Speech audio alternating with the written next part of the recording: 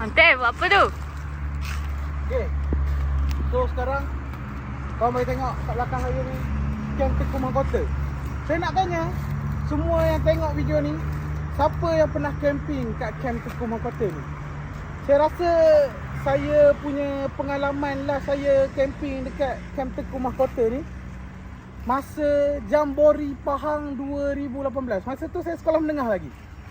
So alhamdulillah hari ni saya ada kesempatan singgah sebentar di Camp Tekuman Kota ni.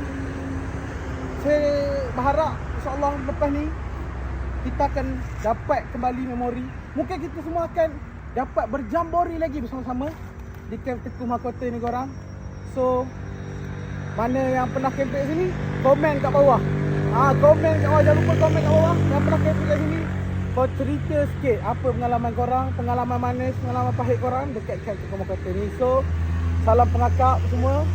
Jumpa korang di Scout Fantasy. Saya dekat Jengka sekarang. Jumpa korang di Scout Fantasy daerah Maran di Maidan Mall Jengka 22 hari bulan ni. Salam pengakap.